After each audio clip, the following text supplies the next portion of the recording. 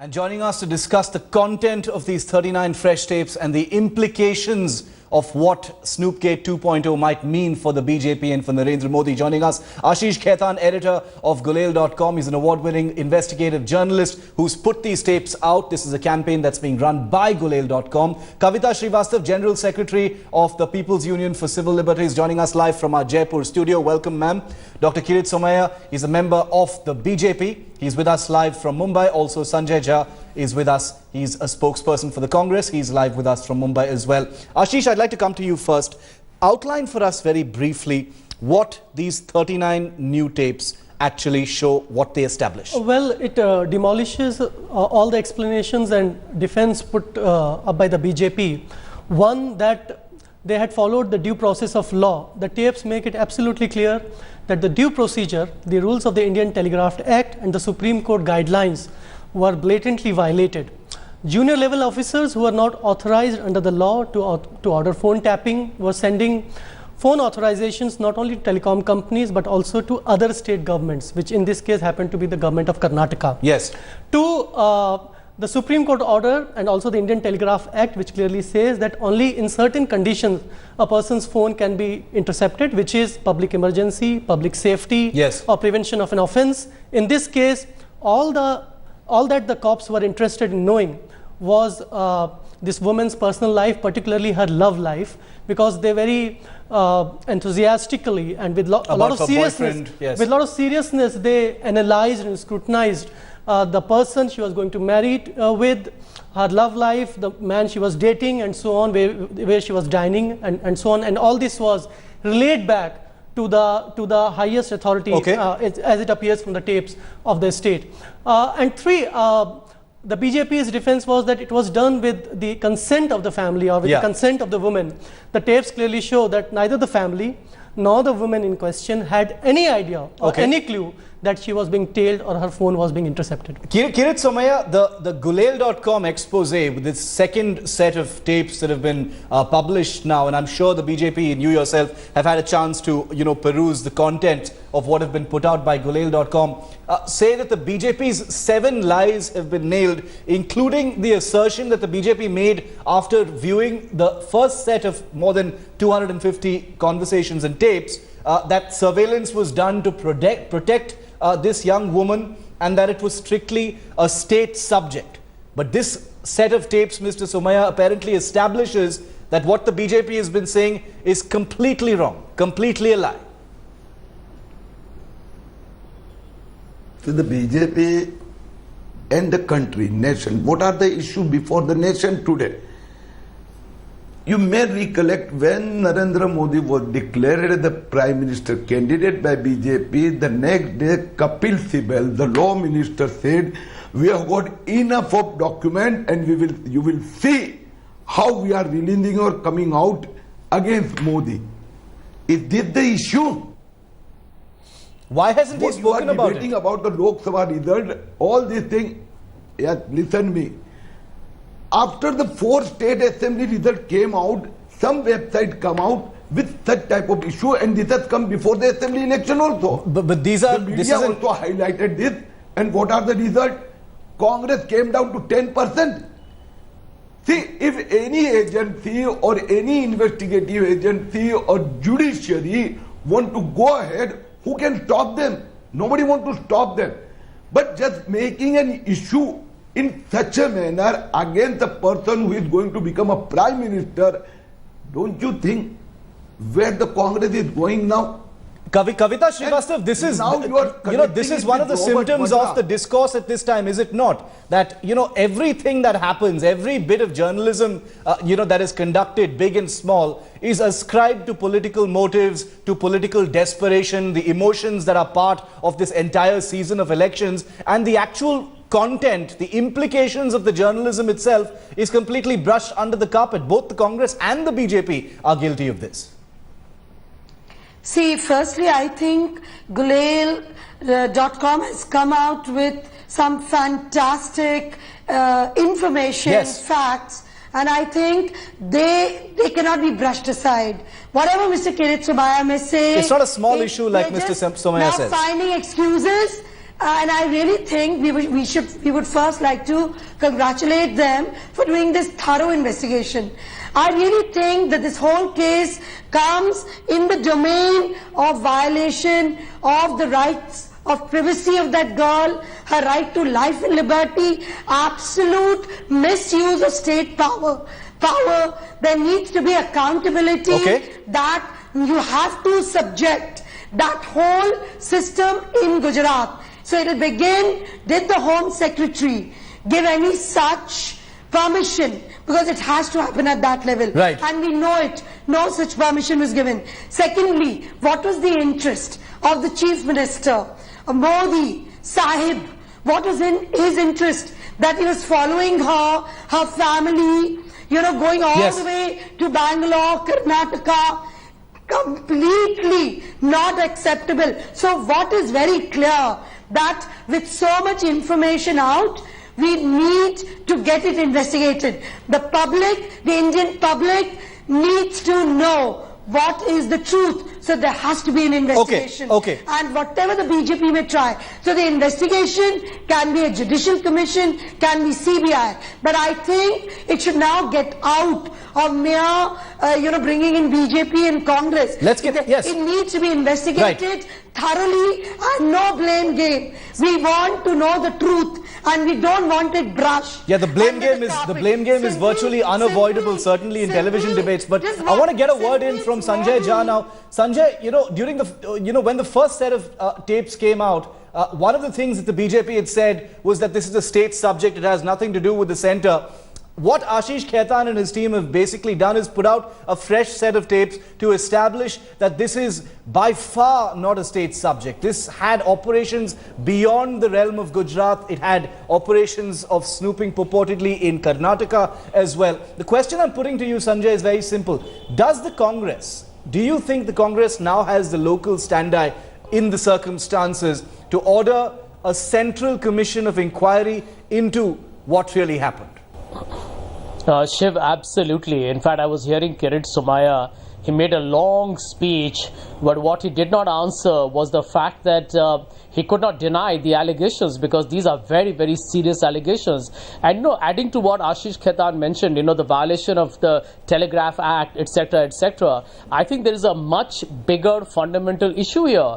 It's about the fact that you're talking about a man who's misused official state machinery. Yes. And you have seen that the relationship between the police officers who have been, intimidated, who have been subjected to spying on their own, they have all been somewhere down the line harassed in the name of Sahib. Now, who is Sahib? If you heard the BJP party president, Mr. Rajnath Singh, said that Sahib was Narendra Modi. Now, if Mr. Narendra Modi aspires to be the Prime Minister of this great country, then I think it's imperative. I think it's not just a local standi issue. I think it's imperative that this issue is investigated in fine detail, because this is not about just one individual. I think this is a larger issue in terms of fundamental rights, the freedom to be, and I think this obsessive kind of monitoring is scary. It tells you what the state apparatus can do to any ordinary citizen if they want to target somebody. So I think there are serious violations here.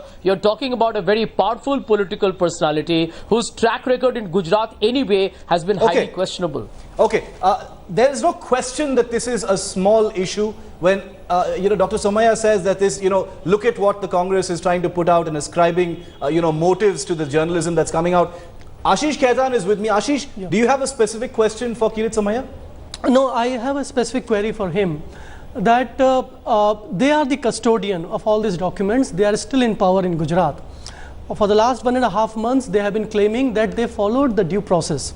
Now, the phone tapping, the issue of phone tapping has been very, very seriously dealt by the Supreme Court, by the constitutional courts of the US and several other courts in other Western democracies. They consider it as part of the right to life and liberty, and in fact, the right to guard one's privacy is seen as basic to a free society. Internationally, globally, in all free democracies. Now, all we want to know is that if you have followed the due process, please produce those papers, because otherwise you are demanding papers from other political parties that there is a coal scam, there is a 2G scam, and rightly so, you should demand. Your own leader of opposition in the Rajya Sabha, when his only CDR, which only says who called whom, which only reveals who called whom, was made public, was illegally accessed, you didn't allow the parliament to function for 3 days. If Mr. Arun Jaitley has the right to privacy, so do the ordinary citizens of this country. We do have the right that our private conversations not intercepted. So if you have followed the due process, why don't you produce those papers in public domain? Why are you scared about producing those papers in the public domain? That's the question to you, Kirit Somaiya. There is no issue. What are the major issues before the country and nation? Here, several times, the clarification has come out, the family or the other, nobody has come out, nobody has raised the issue. Here somebody come out at the time when the Congress loses the deposit, somebody come out with something and you make it as a No, again you are going into the timing part. You are not replying to the substance of the question. That if you have followed the due process, sir, please produce those documents that can show that you followed the due process. Let's not argue about the timing, sir. Let's argue about what has been established in this piece of journalism by Gulail.com. Why didn't you respond to that directly? Nobody is asking and challenging the journalism. There is no question. There is no issue at all. Nobody has come out. If somebody want to make any issue of a non-issue, he has liberty. He can approach any authority. Are you saying that the privacy of an Indian individual is not an issue of national concern, sir? State machinery being used to spy on an individual, a private Indian individual. Are you saying that's a small issue and not an issue that should be of national concern? That you are telling, somebody is telling, if somebody is harassed or somebody was in trouble or somebody has abused or misused it, they will approach the concerned authority and the authority will take appropriate action. You know, judiciary or any other agencies have taken appropriate stand on various issues. Here, there is no issue at all. That's what we are telling and we are insisting. I think it has already been established, Mr. Somaiya, that the subjects, the principles involved in this entire story, they could for a variety of reasons, not be approaching the authorities. But I think that has already been established. But Kavita, I think this is typical, isn't it? The point that you were making is that this needs to move beyond a sort of BJP Congress discourse. This needs to be a more independent sort of inquiry into what really happened, because between the BJP and the Congress, both parties, perhaps have a lot to hide as far as liberties of individuals are concerned, and therefore the substance of this investigation is likely to simply be vaporized. See, that is what I think very strongly, that Narendra Modi is no holy cow. Whether he is a prime ministerial candidate or not, that doesn't matter. The point is that has state power been misused for the personal interest of one individual to snoop into the private matters of a girl and a family. Yes. Now this requires a thorough investigation, and howsoever hard BJP may try or Congress may want to take political mileage, then we want to know as the people of India. It has to be investigated within a human rights framework, within the framework of whether due process of law has been violated, and I think the Women's Commission needs to come in, the CBI needs to come in, and there needs to be absolutely giving of all documents by Gujarat government to the investigating agency. They cannot beat around the bush.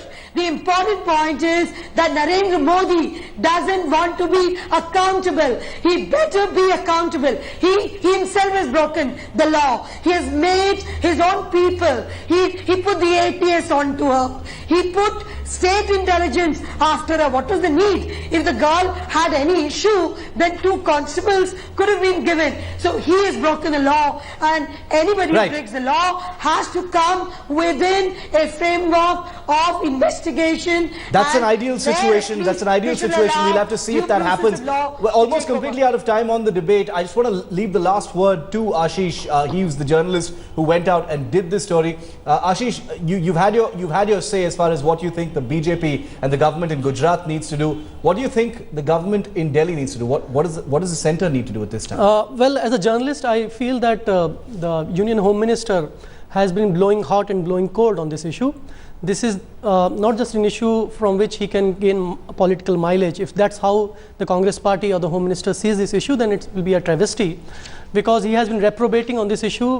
One day he says that there would be a central inquiry, the next day he contradicts himself. Yes. I think if the centre really feels that they do have a locus in this, and this cannot be investigated and inquired just by the state, which itself is a party in the whole thing, okay, then in the interest of the public issues, of the issues related to constitutional values and individual liberty, they should take a stand on this, and they should come out that what they think and what they are going to do about this. We're going to have to see just what the government in Gujarat and the government at the centre actually do about this. Politicians will always question the timings and the motives and whether journalism is sponsored. That's one of the things that we've got to live with. But this is election time, like I said. There are emotions that are very high at this time, people taking pot shots at each other all the time. But stories of this kind have to be told. Stories of this kind have to be debated, and they will be here on Headlines today. Thank you very much, Ashish Khaitan, Kirit Somaya, Kavita Srivastav and Sanjay Jha for joining us on debate number 2 on Centre Stage this evening.